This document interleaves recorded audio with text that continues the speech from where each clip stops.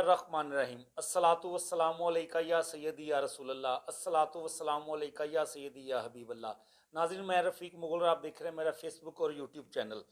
हुकूमत पाकिस्तान की बात की जाए तो उन्होंने अदल व इंसाफ, आइन व कानून और मुल्क की इज़्ज़त और वक़ार को अपने सियासी मकासद के लिए दांव पर लगा दिया है। बल्कि ये कहा जाए कि बुरी तरह रोन दिया है दुनिया भर में, तो ये गलत नहीं होगा। कैसे, ये हम आपको आगे चल के बताते हैं। इलेक्शन से इम्पोर्टेंट हुकूमत भाग रही है। इमरान खान साहब ने जब वो हुकूमत में थे तो उन्होंने एक जलसा आम में ये कहा था यूरोपीय यूनियन को कि हम कोई गुलाम तो नहीं हैं, हम खुद मुख्तार हैं, और उसको बड़ी पजीराई मिली थी। लेकिन इस इम्पोर्टेंट हुकूमत ने साबित किया है कि हम कितने बड़े गुलाम हैं। आईएमएफ ने इस हुकूमत को इसकी औकात याद दिला दी है और इनको इनकी औकात दिखा दी है। वो कैसे औकात दिखाई है, ये हम अभी आपको तफसील से बताते हैं।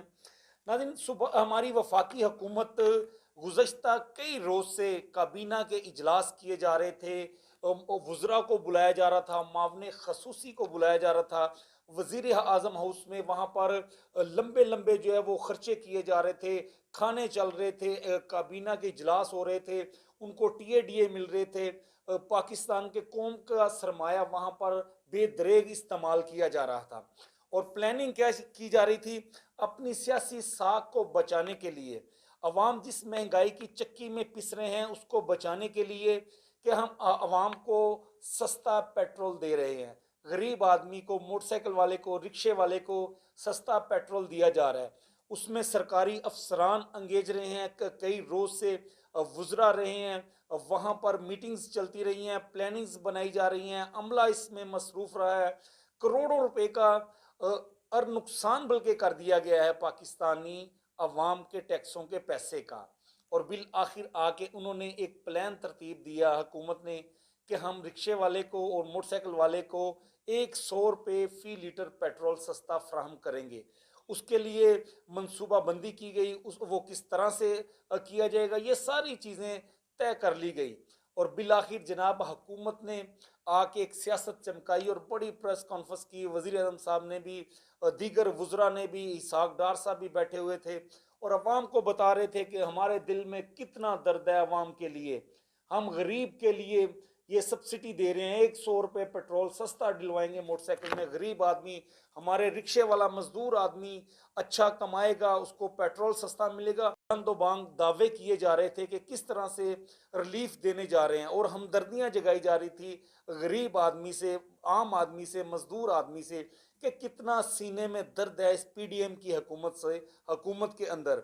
और इमरान खान साहब तो इनको पहले रोज से इम्पोर्टेड हुकूमत कह रहे हैं कि ये इम्पोर्टेड हुकूमत है, ये बिल्कुल भी पाकिस्तान की हुकूमत नहीं है, अवाम की मुंतखब हुकूमत नहीं है, बाहर से इनको मुसल्लत किया गया है। तो उन्होंने जब बड़े बुलंदो बाग दावे किए, इतनी इतनी लंबी बातें की, पूरी पूरे 2-2 घंटे टीवी चैनल्स की स्क्रीन बिजी रही, इतनी लंबी प्रेस कॉन्फ्रेंस करके।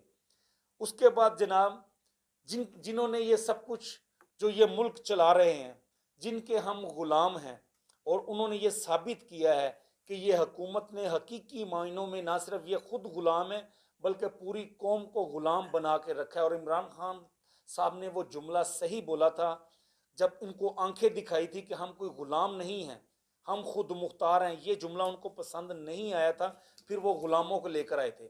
गुलामी क्या है, जैसे ये ऐलान किया इन्होंने कि अवाम को हम सब्सिडी देने जा रहे हैं, तो आईएमएफ ने फौरी तौर पर इस हुकूमत को इसकी औकात दिखा दी है।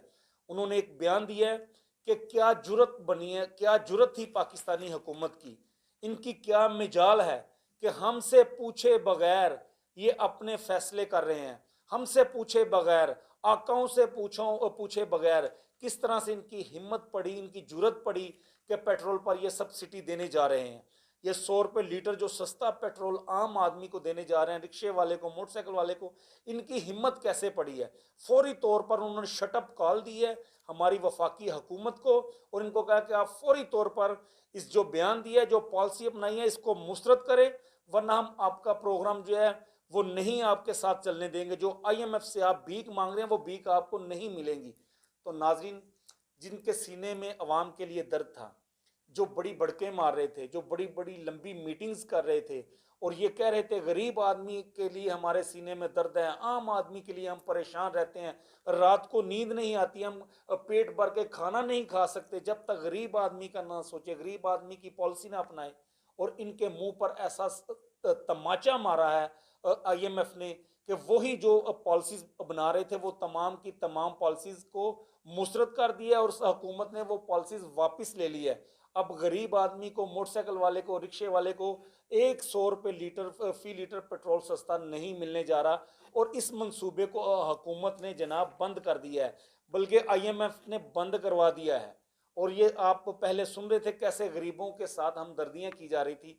अब तो पूरी कौम को पता चल जाना चाहिए कि कितनी बड़ी गुलामों की हुकूमत है और कितने बड़े अवाम को इन्होंने गुलाम साबित कर दिया है। इन लोगों के सामने, बैरूनी कुव्वतों के सामने हमारी खुद मुख्तारी का किस तरह से जनाजा निकाला गया है। पूरी दुनिया ने देखा कि जब इन्होंने ऐलान किया सब्सिडी का, और आईएमएफ ने किस तरह से औकात दिखा के इस हुकूमत को, उस प्रोग्राम को बंद कर दिया। इसका मतलब ये हुआ कि हमारी कोई भी खारजा पॉलिसी को तो छोड़ें आप, हमारी अंदरूनी पॉलिसी कोई भी हमने अपनानी हो तो वो हमारा इख्तियार नहीं है। वो आईएमएफ ही हमारी पॉलिसीज बनाता है और वही पॉलिसीज हमारे ऊपर मुसल्लत की जाती है। जैसे गुलामों के ऊपर कोई भी हुक्म आप मुसल्लत कर दें तो गुलामों की जरूरत नहीं है कि उनको मानने से इनकार करें। तो ये इज्जत का जनाजा निकाल दिया है पूरी कौम का, पूरे मुल्क का, पूरे वकार का, हमारे का। इस तरह से इस इम्पोर्टेड हुकूमत ने अवाम को किस तरह से बेइज्जत करवाया है इस हुकूमत ने, और ये साबित किया है कि ये गुलाम है एक धमकी पर आईएमएफ की। तो नाज़रीन आगे चले, दूसरी खबर आपके साथ शेयर करते हैं कि हुकूमत ने किस तरह आइन और कानून और अदल और इंसाफ को बुरी तरह से रौन दिया है, मुल्क की इज्जत को रौन दिया है। हमारा सबसे सुप्रीम इदारा है सुप्रीम कोर्ट।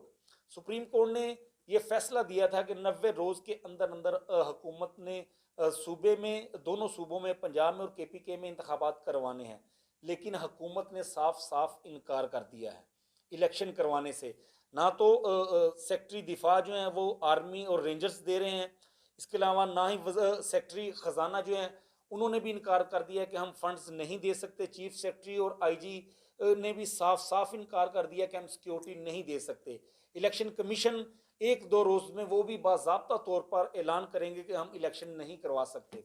अंदाज़ा करेंगे सुप्रीम कोर्ट के फैसले को किस तरह से रोंदा जा रहा है। और दूसरी जानिब इनकी हटदर्मी देखें, एक मजिस्ट्रेट ने यह हुक्म जारी किया था कि इमरान खान के नाकाबिले ज़मानत वारंट गिरफ्तारी किए थे, उस पर कैसे पूरी रियासत ने अपनी ताकत का इस्तेमाल किया है। पूरी रियासत ने किस तरह से जबर किया है, अपनी आवाम को शेल मारे हैं, डंडे बरसाए हैं, तशद्दुद किया है, और पूरे मुल्क को दुनिया के सामने किस तरह से बेइज्जत किया है, पूरे मुल्क के वकार को किस तरह दाव पर लगाया और पूरे मुल्क की इज्जत का तमाशा बनाया है पूरी दुनिया में। जब आलमी मीडिया ने वो कवरेज की है तो कहा यह जा रहा था कि स्टेट अपनी रिट कायम करने जा रही है, ये कोर्ट के ऑर्डर है उनको इम्प्लीमेंट करवाना है हमने, और इमरान खान को गिरफ्तार करके अदालत में पेश करना है। जो दर्जा 30 के मजिस्ट्रेट ने वारंट गिरफ्तारी जारी किए थे। और दूसरी जानिब सुप्रीम कोर्ट ने जो फैसला दिया है, क्योंकि वो फैसला इनके मफाद में नहीं है, वो आइन और कानून के मुताबिक है, ये सियासी साख अपनी खो बैठे हैं। इनको पता है कि सियासी मैदान में इनको बुरी तरह इबरतनाक शिकस्त होने जा रही है और उस फैसले को किस तरह से रोंदा जा रहा है। वहां पर रिट जो है वो कायम करने की कोई कोशिश नहीं की जा रही, क्योंकि वहां पर जाती मफादात हैं, सियासी मफादात हैं इनके। वहां पर सुप्रीम कोर्ट के फैसले को रद्द किया जा रहा है। और दूसरी जानिब ये कहा जा रहा था कि हम आइन और कानून पर अमल दरामद करवा रहे हैं। यहाँ पर आइन और कानून का जनाजा निकाला जा रहा है और अपनी मनमानियां की जा रही हैं। और पंजाब और केपीके में इलेक्शन जो है वो मुलतवी अमली तौर पर तो कर दिए, अब ऐलान होना बाकी है। मैयत तो जो है वो तो सामने पड़ी है, आइन और कानून की मौत वाक़या हो चुकी है। अब सिर्फ इलेक्शन कमीशन उसकी नमाज जनाजा ही पढ़ाएगा।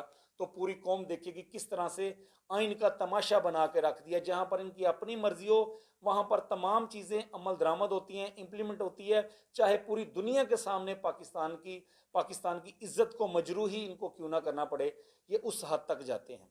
तो नाज़रीन ये दो बड़ी अहम चीज़ें थी जो आप तक पहुंचानी थी। इंशाल्लाह नेक्स्ट वीडियो के साथ दोबारा आपकी खिदमत में हाजिर होंगे। तब तक के लिए मुझे इजाज़त दीजिए और हमारे यूट्यूब चैनल रफ़ीक मुगल ऑफिशियल को सब्सक्राइब ज़रूर करें। खुदा हाफिज़।